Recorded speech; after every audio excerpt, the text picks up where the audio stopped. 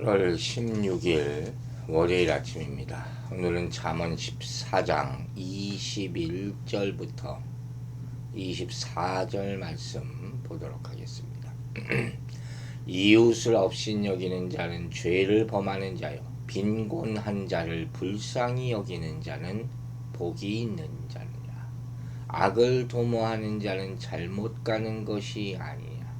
선을 도모하는 자에게는 인자와 진리가 있느니라.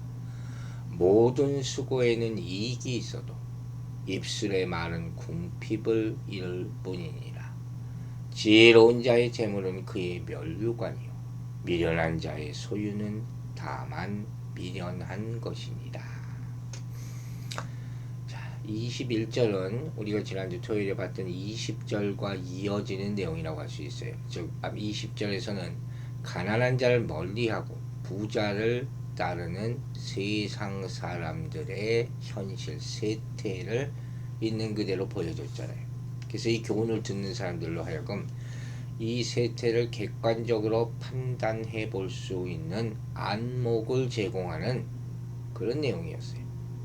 여기는 겉으로 드러나지는 않지만 현실에 대한 고발의 성격을 띠고 있다고 볼 수 있겠죠. 이제 21절에 이르러서 앞서 가난한 자와 부유한 자들 중에서 더욱 고난이 크며 또 범죄하기 쉬운 부유한 자들을 대상으로 교훈을 주고 있는 거예요. 즉, 이 세상, 이 사회는 이와 같이 부자들을 선호한다는 거예요. 사람들도 따르고 도움을 받을 수 있으니까. 그러나 부자들은 거기에 휩쓸리지 말아야 하고 이웃들, 즉 가난한 자들을 업신여기지 말고 불쌍히 여겨야 한다 하는 교훈을 주고 있는 거죠.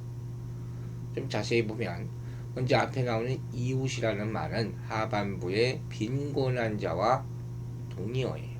그 내용 가운데. 그러니까 빈곤한 이웃을 말하겠죠. 이 말은 20절에서 언급한 가난한 자를 가리킨다고 할 수 있겠죠. 다 같은 맥락이죠. 업신여긴다, 이게 중요하겠죠. 이 업신여긴다는 말, 이게 무리하고 멸시하고 얕보는 그런 의미 아닙니까? 그래서 이게 이 함께 살면서 서로 마땅히 사랑해야 될 그런 이웃에 대해서 경제적으로 좀 약자라는 이유로 무시하고 멸시하고 무리에 대하는 그런 사람들을 말하는 거예요. 뉴스에도 이런 뉴스가 가끔 나오더라고요. 여러분, 성경은 뭐라 그럽니까? 가난한 자를 업신여기는 자는 창조주를 업신여기는 거라고 했어요. 그걸 알아야 돼요. 하나님은 그런 분이 아니잖아요.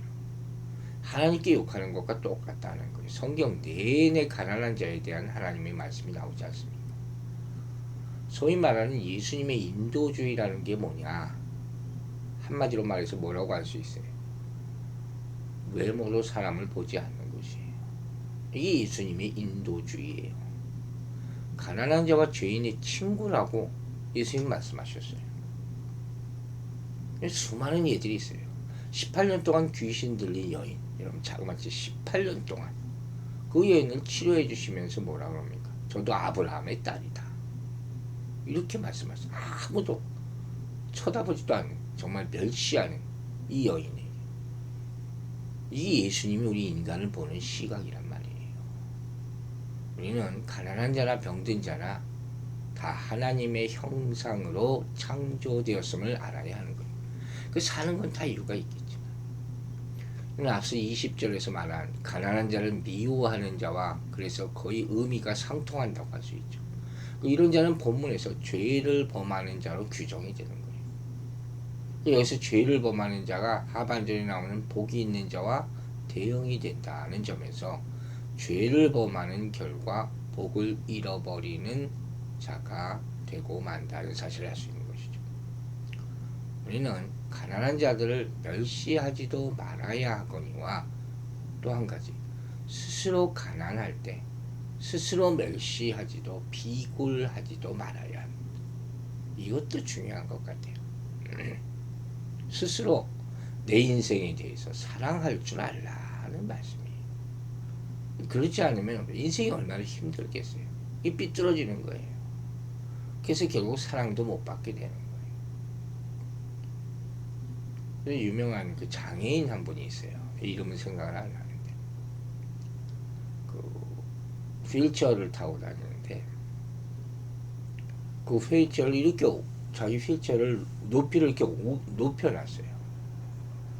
왜 이렇게 휠체어를 높여놨느냐? 그 타기도 불편하지 않냐 그랬더니 자기가 다른 사람들과 일반 사람들과 눈높이를 맞추기 위해서 이렇게 있다는 거예요. 이 사람 대단한 사람이에요. 휠체어에 앉아 있으면 항상 사람들이 자기를 향해서 이렇게 몸을 구부려야 하지 않느냐. 장애를 가진 분이 그런 생각을 가지고 있다는 것이 참 대단하지 않습니까? 이 사람 사랑받게 돼 있는 거예요. 그 다음 하반절에 보면 빈곤한 자를 불쌍히 여기는 자는 복이 있는 자라. 이 세상 인심은 가난한 자들을 멸시하고 미워한다 그랬어요.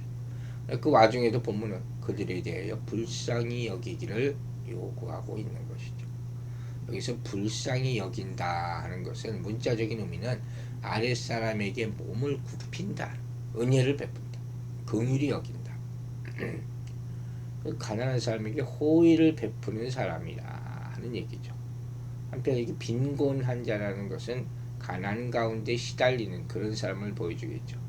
20절에서 봤던 가난한 자보다 경제적인 면이나 심적인 면에서 훨씬 더 심각한 상태에 있는 사람을 말하는 거예요. 솔로몬은 이런 사람들을 불쌍히 여기는 자는 복이 있다 이렇게 선언을 합니다. 이렇게 의인과 악인의 삶을 다루는 이 단락에서 이처럼 가난한 자에 대한 행사를 다루는 것은 의인이라면 마땅히 하나님이 긍휼하심을 따라 사회적 약자들을 돌봐야 할 책임이 있다는 것을 교훈하는 것이죠. 우리는 그 외형, 가진 것을 보기보다 하나님의 자녀다. 이걸 먼저 보라는 것입니다. 22절에는 악을 도모하는 자와 선을 도모하는 자, 그 인생의 결과가 나타나죠. 특이하게 앞에는 수사 의문문이 사용되고 있어요. 수사 의문문이 뭔지는 아시죠? 악을 도모하는 자가 그릇된 길을 가는 것은 누구나 다 알고 있는 사실이 아니냐. 이도 강조하는 것이죠. 도모한다 하는 표현이 두 번이나 나오잖아요. 도모한다는 건 뭐예요? 고안하다, 궁리하다 하는 거죠. 악과 선, 악을 도모하는 사람, 선을 도모하는 사람, 악한 일을 궁리하는 자와 선을 행하기 위해서 궁리하는 사람 완전히 다르겠죠. 앞은 어떻게 돼요? 전자는 악을 궁리하는 사람 필연적으로 잘못된 길로 가게 된다. 그릇 간다. 비틀거린다. 방황한다. 이런 의미예요. 자신의 이득을 위해서 타인의 악을 행하려고 계획하는 자는 오히려 자신의 목적한 바를 이루지 못하고 비틀거리며 방황하게 된 자기 꾀에 넘어간다 말하지 않습니까? 반대로 선을 도모하는 자는 인자와 진리가 있다. 인자는 뭡니까? 인자와 진리에서 오늘 한번 설명을 해보려고 해요. 인자라는 것은 인간을 향한 하나님의 사랑을 나타내는 그런 말이에요. 거기 주로 나오는 거예요. 그런 뜻으로 본다면 이 말은 선을 도모하는 자에게는 하나님의 사랑이 임한다. 그런 의미가 되죠. 때로는 이 인자라는 말이 하나님을 향한 인간의 사랑과 경건을 나타내는 데도 사용되거든요. 그렇다면 여기서 선을 도모하는 자는 하나님을 향한 사랑과 경건을 갖춘 자다. 이런 의미로도 볼 수 있어요. 또 인간을 향한 인간의 자비함을 나타내는데도 이 인자라는 단어가 사용돼요. 하나님이 인간에게, 인간이 하나님에게, 인간이 인간에게. 이게 선을 도모하는 자는 인간을 향한 자비심을 가지고 있다 하는 의미가 되죠. 이게 참 이게 좋은 단어죠. 인자라는 말. 그다음 진리라는 말은 압니까? 여러분 아시잖아요. 인간을 향한 하나님의 신실하심을 나타내는 단어로 자주 쓰입니다. 변하지 않는 것이죠. 이렇게 본다면 선을 도모하는 자에게 하나님의 신실하심이 함께한다. 이런 의미죠. 축복이죠. 또 이 진리라는 것이 하나님을 향한 인간의 확고한 신뢰심을 나타내는 단어로 쓰였을 때는 이 무슨 의미겠어요? 선을 도모하는 자에게는 하나님에 대한 굳은 믿음이 있다. 그런 의미가 되는 것이죠. 또 이 진리가 인간 상호 간의 성실성을 나타내는 단어로 저 사람 신실하다. 이렇게 된다면 이게 뭐예요? 선을 도모하는 자는 이웃을 성실한 태도로 대한다. 그런 의미가 되는 거예요. 아마 솔로몬은 이 선을 도모하는 자가 가지는 이와 같이 다양한 면모를 포괄적으로 전달하기 위해서 이런 표현을 쓰지 않았나 생각됩니다. 인자와 진리 꼭 잊지 마시기 바랍니다. 자, 이제 23절을 보면 모든 수고에는 이익이 있어도 입술의 말은 궁핍을 이룰 뿐이니라. 의미심장하죠. 여기 나오는 수고라는 것은 정당한 방법으로 땀 흘려 노동하는 거예요. 이익은 노동의 대가로서 1차적으로는 먹고 사는데 필요한 것을 얻는 거예요. 그죠? 당연한 거죠. 그러니까 수고에 이익이 있다는 말은 이 사람이 땀 흘려 수고하는 정당한 노동을 통해서 먹고 살 수 있다 하는 것이죠. 하나님이 인간의 타락 이후에 땅을 저주하셨잖아요. 사람이 흘리는 수고를 통해서만 땅의 소산을 먹을 수 있다. 이렇게 말씀하셨단 말이에요. 이게 세상을 지배하는 원칙이에요. 누구에서 벗어날 수 없어요. 그러므로 사람은 먹고 살기 위해서 땀 흘리며 부지런히 일해야 하는 것입니다. 만일 이 땀 흘리는 수고를 하지 않고 말로만 한몫 보려는 사람이 있다면 일확천금을 누리는 그건 하나님을 만홀하게 여기는 그런 사람이다 하는 것이죠. 그런데 우리가 알다시피 게으른 사람들의 가장 큰 특징이 뭡니까? 말만 앞세우고 행하지는 않는 그런 모습이죠. 이런 사람은 본문에 따르면 결코 아무 열매도 맺을 수 없다 하는 것이죠. 옛말에 이런 말이 있어요. 세상에서 제일 게으른 것이 눈이다. 눈이 중요하긴 한데 이런 옛말도 있어요. 무슨 소리냐? 눈은 보기만 한다는 거죠. 그래서 보기만 하고 아무 일도 안 하고 말로만 한다는 거죠. 죽겠다, 못하겠다, 아이고 이거 보니까 안 되겠다. 해보지도 않고. 그런 사람은 결코 아무 일도 이루지 못한다는 거예요. 그러나 실제로 부딪혀서 부지런히 손과 발을 놀려서 일하기 시작하면 결국 이루게 되고 땀의 열매를 거두게 될 때가 반드시 오게 되어 있다 하는 거죠. 여러분 잘 아는 토마스 에디슨 발명가 이 사람이 이런 말을 했어요. 멀리서 보면 불가능하다고 생각되는 일도 실제로 부딪혀 보면 쉬운 일과 어려운 일, 불가능한 일의 차이는 시간이 점점 더 걸리는 것일 뿐 결국은 다 이룰 수 있다는 거예요.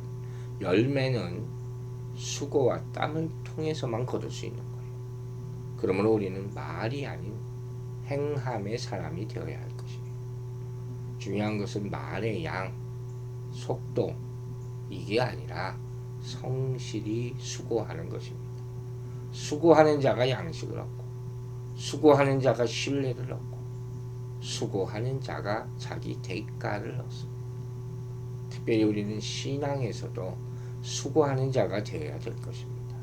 천국은 말로 가는 것이 아니라 하나님의 말씀대로 행하는 사람들이 가는 곳임을 명심하시기 바랍니다.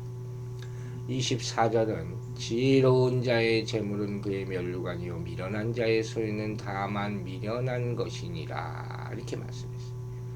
재물의 소유주가 누구인지에 따라서 그 재물의 효용 가치와 씀씀이의 결과가 완전히 달라진다. 그 얘기예요. 많고 적음이 아니라 누가 어떻게 쓰느냐.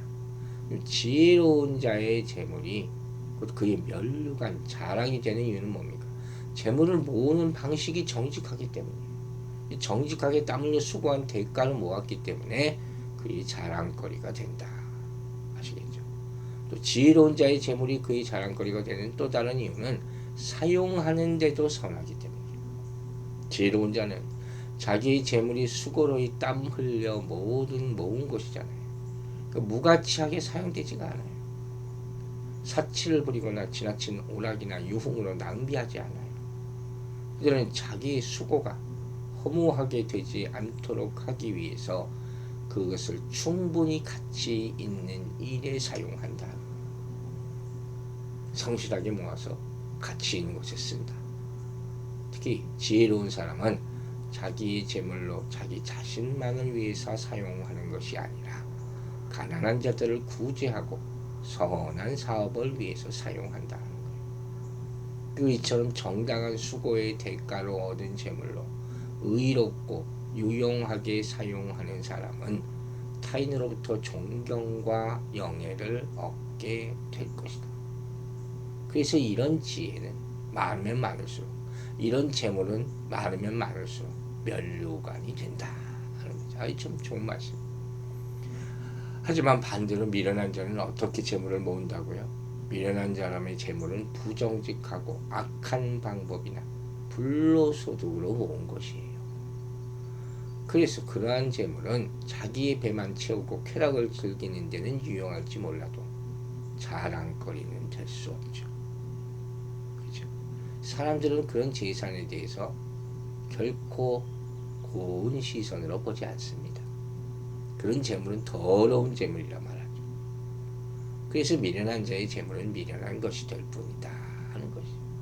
뿐만 아니라 이 미련한 자는 재물을 사용함에 있어서도 결코 선하지 못하고, 미련한 사람은 자기만을 위해서 재물을 사용하죠. 배만 불리고 자기의 오감을 만족하는 일에만 재물을 사용하죠. 가난한 사람이 굶고 병든 사람이 치료비가 없어서 죽어가는 세상이에요. 근데 이 사람들은 어떻게 삽니까? 자기 돈이니까 자기 마음대로 자기를 위해서만 사용하겠다. 이런 이기적인 생각으로 사는 것이죠. 그래서 미련한 자의 재물은 궁핍하고 가난하고 병들고 생활하기 힘든 사람에게는 분노의 대상이 된다 하는 것입니다. 이게 바로 미련한 자의 소유는 다만 미련한 것이다.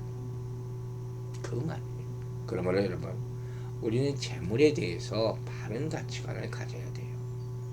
이 재물을 모으되 정당한 방법과 성실한 노력을 통해서 모으라 하는 것입니다. 아무리 열심을 다해도 그 방법이 선하지 않다면 그 재물은 결코 우리의 면류관이 될 수가 없을 것입니다. 뿐만 아니라 그 재물을 선하고 아름답게 사람들을 살리고 희망을 주고 가난함과 비참함을 해결할 수 있는 그런 선한 곳에 사용할 수 있어야 된다. 그럴 때 여러분의 재물은 여러분에게 영광스러운 면류관이 될 것입니다. 여러분, 재물보다 지혜가 먼저입니다. 그래야 면류관이 따라오는 것입니다. 이 원리를 명심하게 되기를 주의 이름으로 축원합니다. 기도하겠습니다. 아버지 하나님 감사합니다. 이 새로운 한 주가 시작되는 아침에 주께서 참 지혜로운 말씀을 주셔서 우리 살아가는 데 도움이 있게 하심을 감사합니다. 우리가 항상 성실함으로 살고 또 어려운 사람들을 돕는 그런 모습을 실천하는 그리스도인으로 살게 도와주시옵소서. 인자와 진리를 항상 우리 삶의 모토로 삼고 하나님과 이웃을 향하여 이러한 모습을 나타낼 때 우리 인생에 하나님의 축복이 임하게 될 줄로 믿습니다. 우리에게 지혜를 허락하여 주시기를 이 시간 간절히 간구합니다. 지혜가 재물보다 앞선다 했습니다. 지혜로 모은 재물은 복된 것이고 면류관이 된다 하였습니다. 과연 우리 인생의 면류관이 쓰여질 수 있을까? 심판 때 그것을 보게 될 텐데 말씀을 하나하나 실천함으로 매일마다 주께서 주시는 말씀의 면류관, 복된 면류관을 쓰면서 감사하면서 지혜롭게 살아갈 수 있도록 나누며 살아갈 수 있도록 축복하여 주시옵소서. 감사드리며 예수 그리스도의 이름으로 기도했습니다.